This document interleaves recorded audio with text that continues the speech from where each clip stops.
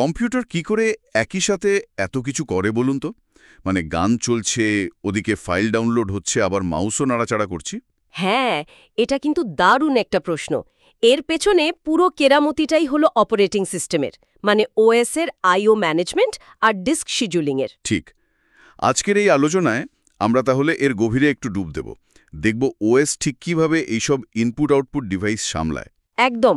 আমরা দেখব কিভাবে ওএস মানে অপারেটিং সিস্টেম এই যে কিবোর্ড, মাউস, হার্ড ডিস্ক এই ডিভাইসগুলোর সাথে যোগাযোগ রাখে। আর ডেটা আনা নেওয়ার যে গতি, সেটা ব্যালেন্স করে কিভাবে? ডিস্ক থেকে ডেটা পড়ার অনুরোধগুলি বা কিভাবে সাজায়? ঠিক, আমরা ডিভাইস ড্রাইভার নিয়ে কথা বলবো, ইন্টারাপ্ট, ডিএমএ, বাফারিং কেন দরকারি সেটাও দেখব। আর ডিস্ক শিডিউলিংয়ের যে নানা রকম অ্যালগোরিদম আছে, এফসিএফএস, এসএসটিএফ, স্ক্যান, সি স্ক্যান, এগুলো নিয়েও আলোচনা হবে নিশ্চয়ই। অবশ্যই, সাথে রেড আর ডিস্ক ক্যাশের ধারণাটাও ছুঁয়ে যাব আমরা। সিএসসি ছাত্রছাত্রীদের জন্য এই বিষয়গুলো কিন্তু খুব গুরুত্বপূর্ণ, তাই না? খুবই গুরুত্বপূর্ণ। তাহলে চলুন শুরু করা যাক আইও ডিভাইস দিয়ে। ওএস এদের কন্ট্রোল করে কিভাবে? নিশ্চয়ই কোনো সিস্টেম আছে? হ্যাঁ, আছে তো। ওএস প্রত্যেকটা হার্ডওয়্যার ডিভাইসের জন্য একটা করে নির্দিষ্ট সফটওয়্যার ব্যবহার করে, যেটাকে বলে ডিভাইস ড্রাইভার। ডিভাইস ড্রাইভার, আচ্ছা। অনেকটা ধরুন একজন দোভাষীর মতো। ওএস আর হার্ডওয়্যার ডিভাইস তো সরাসরি একে অপরের ভাষা বোঝে না, ড্রাইভার সেই যোগাযোগের কাজটা করে দেয়। ঠিক যেমন ট্রাফিক পুলিশ সিগন্যাল দিয়ে গাড়ির চলাচল নিয়ন্ত্রণ করে। কিছুটা ওরকমই। আর ডেটা যখন তৈরি হয়ে যায়, ডিভাইসগুলো ওএসকে জানায় একটা সিগন্যাল দিয়ে, যেটাকে বলে ইন্টারাপ্ট, মানে আমার কাজ শেষ, এবার ডেটা নাও। ইন্টারাপ্ট, বুঝেছি। কিন্তু ধরুন অনেক ডেটা একসাথে পাঠাতে হবে, যেমন হার্ড ডিস্ক থেকে র্যামে একটা বড় ফাইল কপি হচ্ছে, তখনও কি ইন্টারাপ্ট? তখন ইন্টারাপ্ট ব্যবহার করলে সিপিইউকে বারবার থামতে হবে। এই জন্য আছে ডিরেক্ট মেমরি অ্যাক্সেস বা ডিএমএ। ডিএমএ, সেটা আবার কি? ডিএমএ হলো একটা বিশেষ ব্যবস্থা। অনেকটা ডেডিকেটেড ডেলিভারি সার্ভিসের মতো। মানে ডিএমএ কন্ট্রোলার সরাসরি হার্ডওয়্যার ডিভাইস আর মেমরির মধ্যে ডেটা আদান প্রদান করে নেয়। সিপিইউকে শুধু শুরুতে আর শেষে একটু বলে দেয়। মাঝের সময় সিপিইউ অন্য কাজ করতে পারে। ও আচ্ছা, তার মানে বড় ডেটা ট্রান্সফারের সময় ডিএমএ ব্যবহার করলে সিপিইউ ফ্রি থাকে। একদম। সিস্টেমটা অনেক ফাস্ট রেসপন্স করে। তাহলে বলুন তো, ডিএমএ কেন জরুরি? বড় ডেটা ট্রান্সফারের সময় সিপিইউকে অন্য কাজে ব্যস্ত রাখার জন্য, যাতে সিস্টেম স্লো না হয়ে যায়। দারুণ। এবার একটু বাফারিং নিয়ে কথা বলি। এটাও কি পারফরম্যান্স বাড়ানোর জন্য? হ্যাঁ, অবশ্যই। বাফারিং মানে হল ডেটাকে অস্থায়ীভাবে মেমরির একটা অংশে জমিয়ে রাখা। জমিয়ে রাখা কেন? কারণ সিপিইউ আর আইও ডিভাইসগুলোর কাজের গতিতে অনেক পার্থক্য থাকে। ধরুন হার্ড ডিস্ক বা নেটওয়ার্ক কার্ডের তুলনায় সিপিইউ অনেক দ্রুত। ঠিক। তো ডেটা আসার অপেক্ষায় সিপিইউ যাতে বসে না থাকে বা উল্টো দিকে ডেটা পাঠানোর সময় ডিভাইস যাতে সিপিইউর গতির সাথে পাল্লা দিতে পারে, সেজন্য ডেটা আগে থেকে বাফারে এনে রাখা হয়। অনেকটা রেস্টুরেন্টের ওয়েটার যেমন রান্নাঘর থেকে একসাথে অনেকগুলো প্লেট এনে সার্ভিং স্টেশনে রেখে দেয়, সেরকম। চমৎকার উপমা। ঠিক তাই। ডিস্ক ক্যাশে কিন্তু এই বাফারিংয়েরই একটা খুব ভালো উদাহরণ। তাহলে বাফারিংয়ের মূল সুবিধাটা কি হলো? সিপিইউ আর আইও ডিভাইসের মধ্যে যে গতির ফারাক, সেটাকে ম্যানেজ করা। আচ্ছা, হার্ড ডিস্কের কথায় আসি। ডেটা পড়ার জন্য তো একটা হেডকে ডিস্কের ওপর ঘুরতে হয়, তাই না? ঠিক। একটা মেকানিক্যাল আর্ম থাকে, তার মাথায় রিড রাইট হেড। সেটাকে ডেটার সঠিক ট্র্যাক আর সেক্টরের ওপর যেতে হয়। এতে তো সময় লাগে নিশ্চয়ই। হ্যাঁ, এই সময়টাকেই বলে সিক টাইম। ডিস্ক আর্মটাকে নড়াচড়া করে সঠিক ট্র্যাকে পৌঁছনোর সময়। আর ডিস্ক শিডিউলিংয়ের প্রধান কাজই হলো এই সিক টাইম কমানো।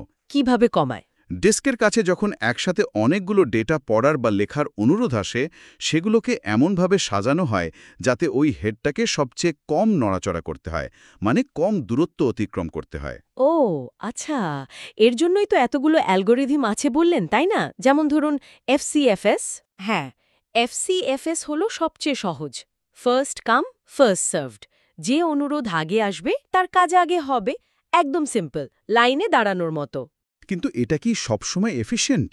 না, সমস্যা হলো অনুরোধগুলো যদি ডিস্কের বিভিন্ন প্রান্তে ছড়ানো ছিটানো থাকে, তাহলে হেডটাকে হয়তো বারবার এমাথা ওমাথা করতে হবে। ফলে মোট সিক টাইম অনেক বেড়ে যেতে পারে।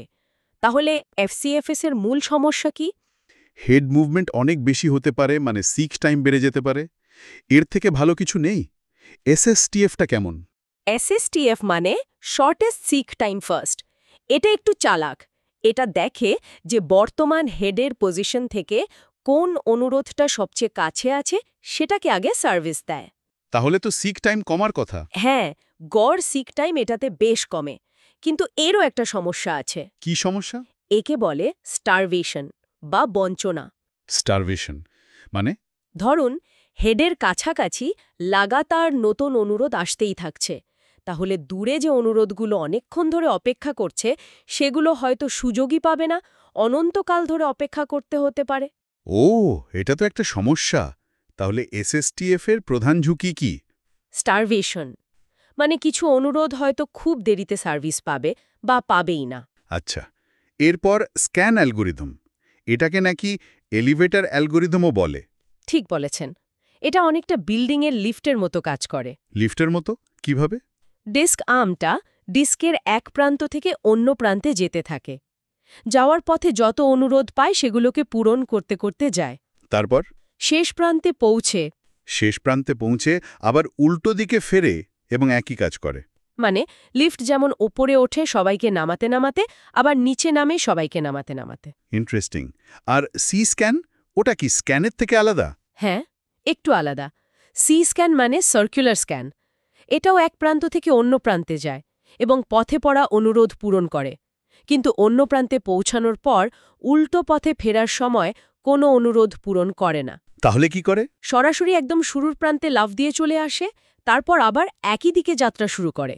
এতে অপেক্ষার সময়টা আরেকটু বেশি প্রেডিক্টেবল হয়। তাহলে লিফটের মতো কাজ করে কোন অ্যালগোরিদমটা? স্ক্যান। দারুণ সব আইডিয়া তো। এবার একটু রেইড নিয়ে বলুন। এটা কি ডেটা সেফটির জন্য? মূলত হ্যাঁ। র্যাড মানে হল রিডান্ডেন্ট অ্যারেজ অফ ইন্ডিপেন্ডেন্ট ডিস্কস, মানে একাধিক সস্তা ডিস্ককে একসাথে জুড়ে ব্যবহার করা। এর দুটো প্রধান লক্ষ্য ডেটা সুরক্ষা বা রিডান্ডেন্সি আর পারফরম্যান্স বা গতি বাড়ানো। দুটোই? কিভাবে? বিভিন্ন র্যাড লেভেল আছে। যেমন র্যাড 0 শুধু পারফরম্যান্স বাড়ায়, ডেটাকে ছোট ছোট অংশে ভাগ করে একযোগে একাধিক ডিস্কে লেখে। এটাকে বলে স্ট্রাইপিং। কাজটা ভাগ হয়ে যায়, তাই দ্রুত হয়। কিন্তু একটা ডিস্ক খারাপ হলে সব ডেটা নষ্ট। ওহ, তাহলে সুরক্ষার জন্য কোনটা? সুরক্ষার জন্য আছে র্যাড 1। এটাকে বলে মিররিং। এখানে একই ডেটা হুবহু দুটো আলাদা ডিস্কে কপি করে রাখা হয়। একটা ডিস্ক ফেল করলেও অন্যটায় ডেটাটা থেকে যায়, অনেকটা জরুরি কাগজের জেরক্স কপির মতো। বুঝলাম, কিন্তু এতে তো স্টোরেজ স্পেস ডাবল লাগছে। ঠিক। তাই আরেকটা জনপ্রিয় লেভেল হল রেড 5। এটা স্ট্রাইপিং আর প্যারিটি ইনফরমেশন ব্যবহার করে। গতিও পাওয়া যায়, আবার একটা ডিস্ক খারাপ হলেও প্যারিটি থেকে ডেটা রিকভার করা যায়। এটা সুরক্ষা আর স্টোরেজ ব্যবহারের মধ্যে একটা ভালো ব্যালেন্স। তাহলে ডেটা সুরক্ষার জন্য কোন রেড লেভেলগুলো ভালো? রেড 1 আর রেড 5। আর শুধু গতির জন্য রেড 0, ঠিক তো? একেবারে ঠিক। তাহলে দেখুন, পুরো ব্যাপারটা যদি এক জায়গায় আনি, অপারেটিং সিস্টেম আইও ডিভাইসগুলোকে ম্যানেজ করছে ড্রাইভার, ইন্টারাপ্ট, ডিএমএ দিয়ে। হ্যাঁ। বাফারিং ব্যবহার করে গতির পার্থক্য সামলাচ্ছে। আর ডিস্ক শিডিউলিং অ্যালগোরিদম যেমন এফসিএফএস, এসএসটিএফ, স্ক্যান, সি স্ক্যান ব্যবহার করে ডিস্কের হেড মুভমেন্ট কমিয়ে ডেটা অ্যাক্সেস দ্রুত করছে। আর রেড ব্যবহার হচ্ছে ডেটা সুরক্ষা আর গতি বাড়ানোর জন্য। একদম। এই সব মিলিয়ে কিন্তু আমাদের কম্পিউটারগুলো এত স্মুথলি চলতে পারে। সত্যি এই আলোচনাটা খুব দরকারি ছিল, কারণ এই যে আইও ম্যানেজমেন্ট, ডিস্ক শিডিউলিং, এগুলো তো শুধু বইয়ের পাতায় বা পরীক্ষার জন্য নয়। না, একেবারেই না। আজকের দিনে ক্লাউড কম্পিউটিং বলুন, বিগ ডেটা অ্যানালিসিস বা সুপার কম্পিউটিং, সবকিছুর একদম গভীরে এই কনসেপ্টগুলোই কিন্তু কাজ করে যাচ্ছে। সিস্টেমকে আরও ফাস্ট, আরও রিলায়েবল করার চাবিকাঠি কিন্তু এখানেই। ঠিক। আর ভবিষ্যতে হয়তো আরও নতুন, আরও দ্রুত স্টোরেজ টেকনোলজি আসবে। এসএসডি তো এসেই গেছে। হ্যাঁ, এসএসডি তো অনেক ফাস্ট। কিন্তু ডেটা কিভাবে অ্যাক্সেস করা হবে, সেই অ্যাক্সেস টাইম কমানোর যে মূল নীতিগুলো, সেগুলো কিন্তু সবসময়ই প্রাসঙ্গিক থাকবে। তাই এগুলো ভালো করে বোঝা মানে ভবিষ্যতের টেকনোলজির জন্য নিজেকে তৈরি রাখা। একেবারে খাঁটি কথা। আর এখানেই আজকের জন্য একটা প্রশ্ন রেখে যাই শ্রোতাদের জন্য।